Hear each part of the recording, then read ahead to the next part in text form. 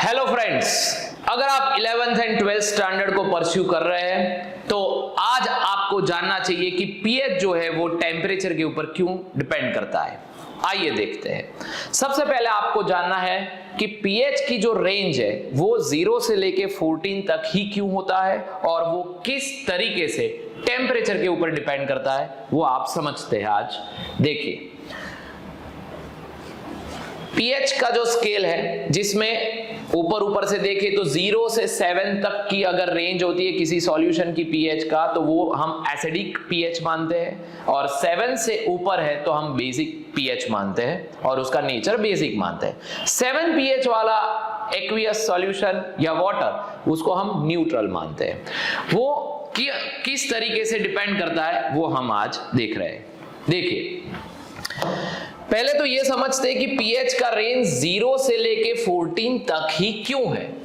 Water जो होता है वो सेल्फली आयोनाइज होता है। सेल्फली आयोनाइज होने का मतलब है वो खुद ही आयोनाइज हो रहा है और एट इक्विलिब्रियम पे उसके H+ एंड OH- के आयन की कुछ कॉन्सेंट्रेशन वैल्यू होती है। जैसे कि एक H2O मॉलिक्यूल दूसरे H2O मॉलिक्यूल के साथ इस तरीके से रिएक्ट करके H3O+ एंड OH- बनाता है और रिएक्शन इक्विलिब्रियम पर पहुंच जाती है। तो इसकी वजह से हम लगा सकते हैं कि W, और KW is nothing but the ionic product of water. लेकिन एट 25 डिग्री सेल्सियस पे ये कॉन्सेंट्रेशन ऑफ H3O+ की जो वैल्यू है वो आएगी 1 × 10⁻⁻7 मोलर, और OH- की जो वैल्यू आएगी वो भी 1 × 10⁻⁻7 मोलर आएगी। यानी इन दोनों का मल्टीप्लिकेशन आता है 10⁻14। ओके, तो अब KW यानी आयोनिक प्रोडक्ट हो रहा है 10⁻14, राइट।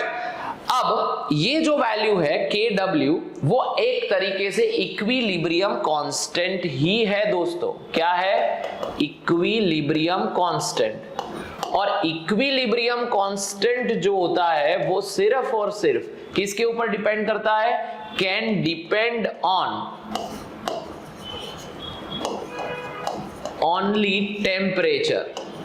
ओके, ये सारा जो वैल्यू मैंने लिखा है वो 25 डिग्री सेल्सियस पे है।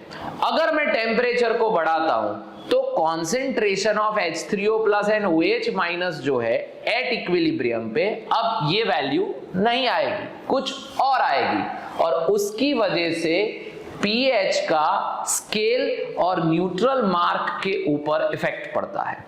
देखो अभी क्या है, concentration of H3O+ at 25 degree Celsius पे क्या आएगा? 10⁻⁻7, एंड OH- भी क्या आएगा?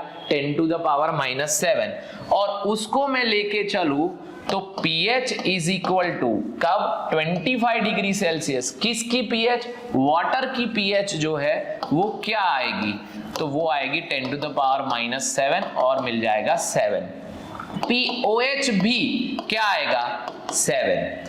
तो दोनों 7 है, और इसका मतलब ये हुआ कि हमारा न्यूट्रल मार्क अभी 7 है। तो पीएच की स्केल इस तरीके से डिजाइंड है 0, 7 एंड 14। आई बात समझ में? क्यों है ये 7 पे अभी, राइट। ओके, लेकिन जब मैं टेम्परेचर बढ़ाता हूं तो H2O जो है उसकी काइनेटिक मोशन बढ़ेगी और उसकी वजह से उसका डिसएसोसिएशन बढ़ेगा, और उसकी वजह से एट इक्विलिब्रियम पे concentration of H3O+ and OH- जो है वो और ज्यादा बढ़ेगा।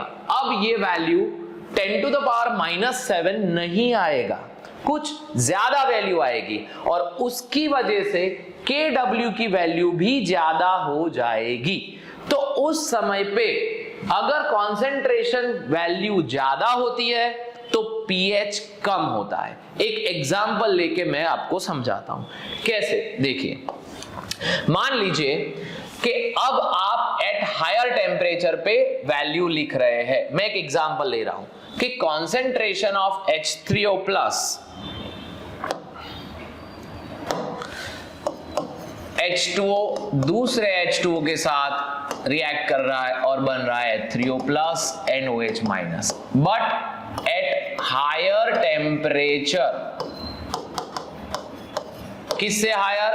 ग्रेटर देन 25 डिग्री सेल्सियस पे, कोई भी मान लीजिए, नो वरी अबाउट इट।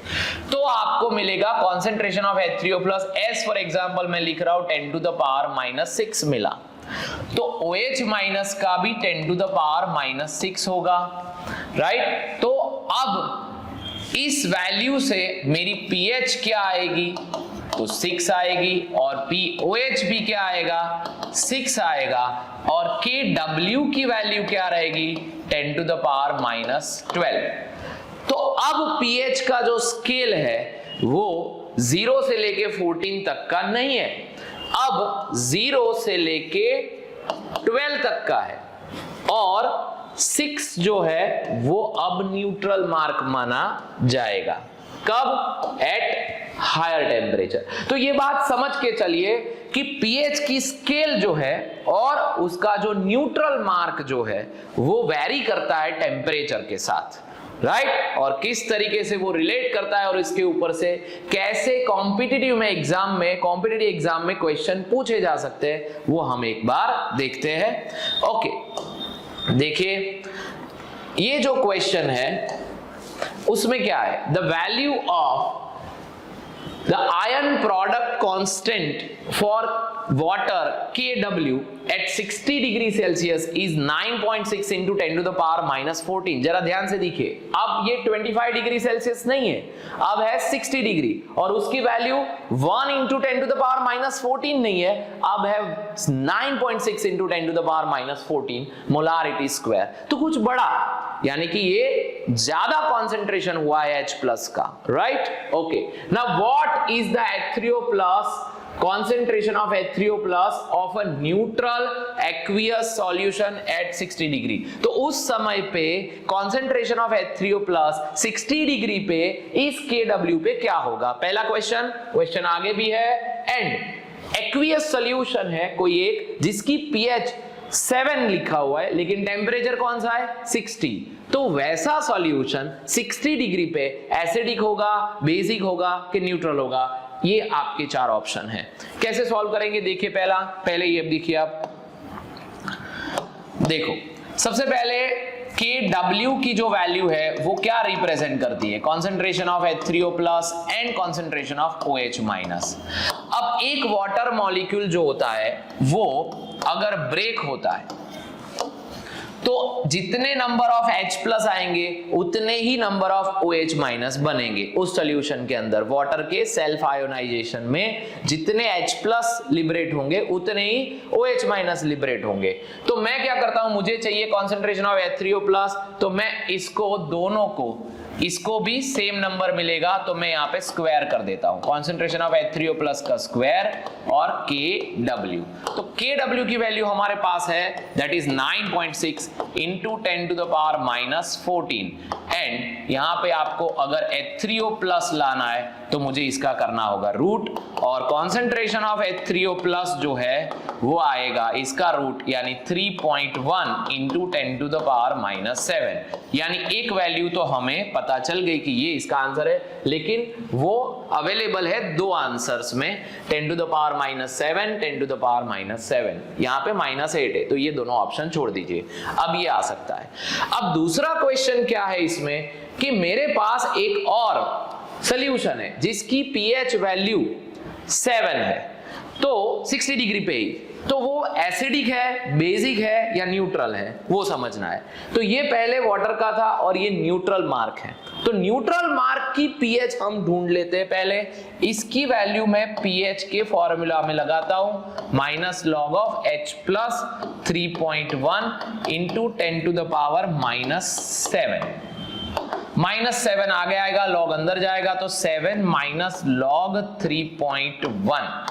अब log 3 की वैल्यू नियरली 0.47 होती है, ये 3.1 है, तो मैं मान के चलता हूं कि ये 0.5 के आसपास इसकी log की वैल्यू रहेगी। तो हमारा आंसर जो है वो यहां पे आएगा 6.5 के अराउंड। तो 6.5 जो है वो न्यूट्रल मार्क है। 60 डिग्री सेल्सियस पे इस वाली पीएच वाला सॉल्यूशन को, इस पीएच वाला सॉल्यूशन को हम न्यूट्रल बोलेंगे। तो हमारे पास कौन सा सॉल्यूशन है? पीएच 7 है, यानी उससे आगे, तो ये होगा बेसिक सॉल्यूशन। ओके दोस्तों, आशा रखता हूं मेरा वीडियो आपको पसंद आया होगा। Thank you so much. Thank you.